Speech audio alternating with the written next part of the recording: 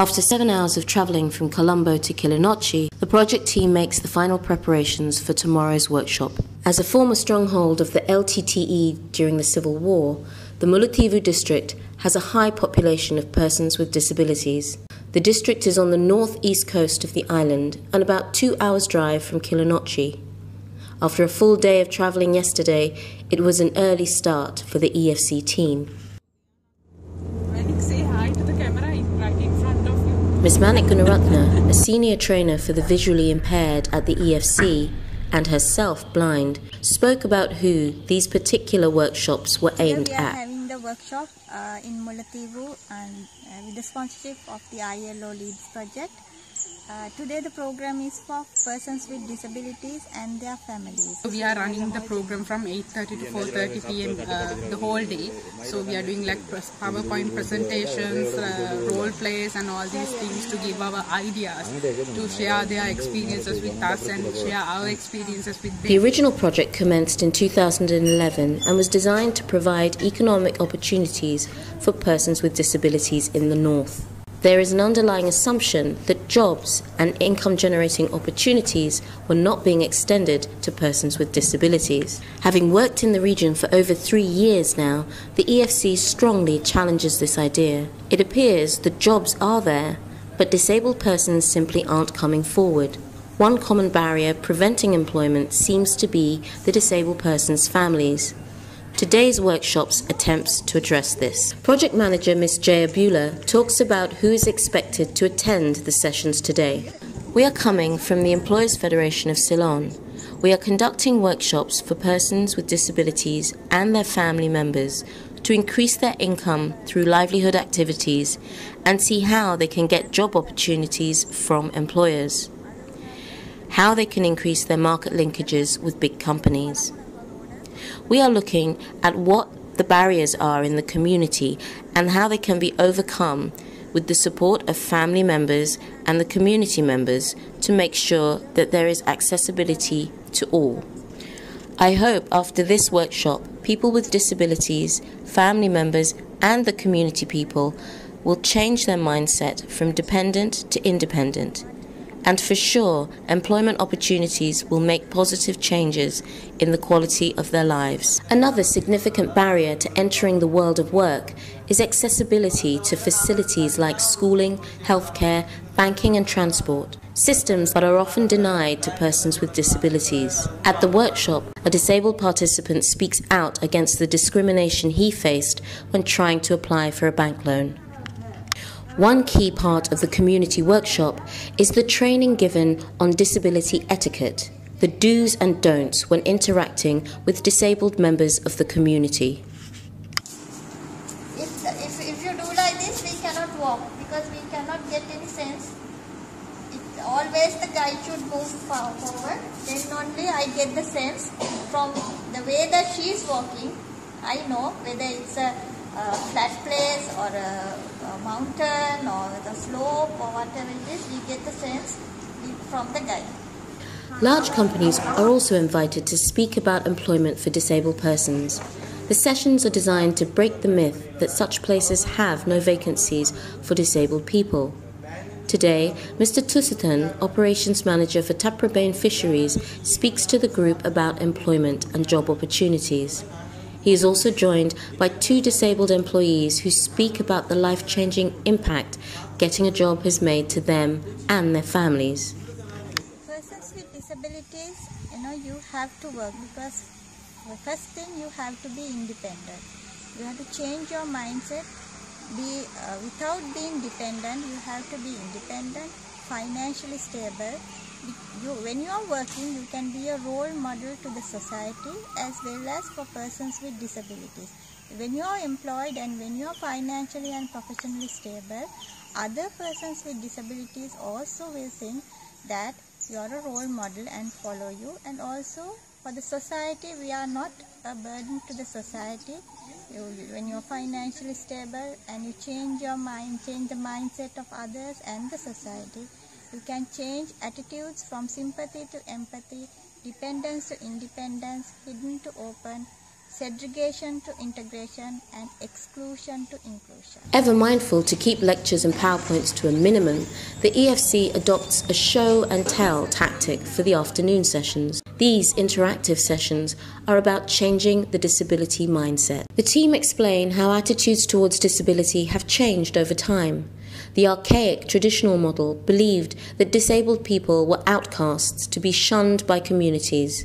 The traditional model was replaced by the medical model, which, although kinder, still viewed disabled persons as abnormal and held the premise that they would be unable to function in so-called normal society. Today's most progressive model accepts persons with disabilities as equal members of society. It views any inability to function in society as a problem of that society, not of the person themselves.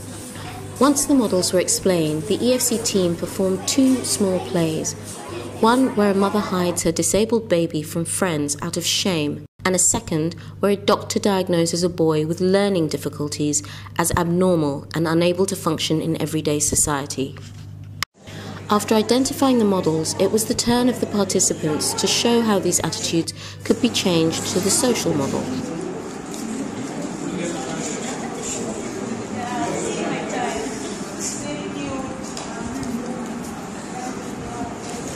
She had a small problem in cheekbone.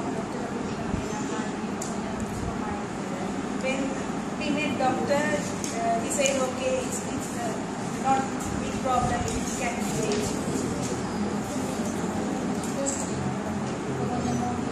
How is she?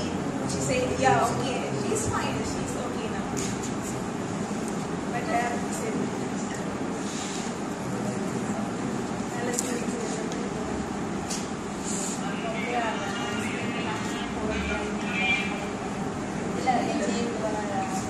she is very clever, she is intelligent, she can understand everything, she is very great, and I'm happy about my child.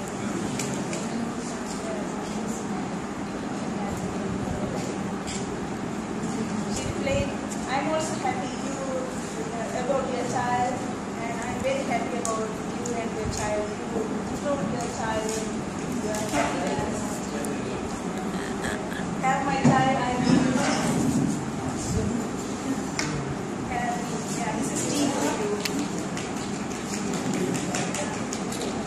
It's very nice, thank you.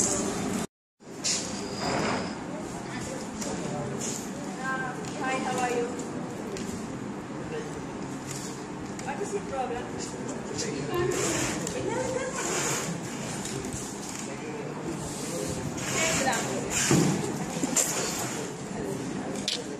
Yeah, my child have a problem. He's always doing something. He's rolling and eating. You have to check my child.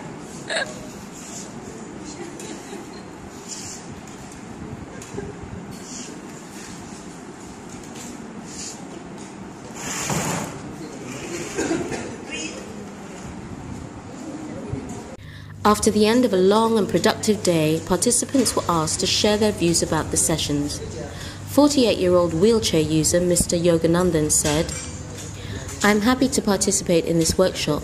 I learned a lot to motivate myself and to be a role model for the community and other persons with disabilities.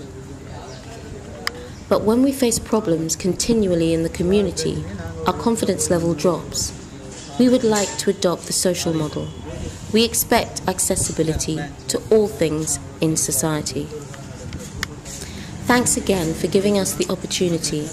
I will try to be active and self-motivated and give myself strong goals to strive for." Many family members said they had never realized how important it was to support persons with disabilities. Families are very important for persons with disabilities because they are the key point. Most of these families, especially persons with disabilities, they are marginalized from home. Persons with disabilities, they are not sent to school, they are not given vocational training, and when it comes to employment, families are the barriers for them to do a job. So therefore, today we are trying to change the mindset of the families, especially the parents, to make persons with disabilities educated, to come forward, be independent and do a job and be financially and professionally stable. As he helped the team with the multimedia, 9-year-old Jesudas proved that the only barrier to doing anything in life is our mindset. To further cement the changed mindsets around disability, participants were asked to commit to a pledge. The pledge said, "I agree to join together with my peers in the Mullaitivu district to include persons with disabilities in the community. I will respect and help them by including persons with disabilities who are left out, by encouraging others in the community to also include and involve persons with disabilities, by protecting the rights of persons with disabilities, by continuing to have collaborative relationships, by refusing to watch, laugh, or join in when someone is being discriminated against, and by providing reasonable assistance wherever I can. By changing our mindset, we can change our world for ourselves and our children."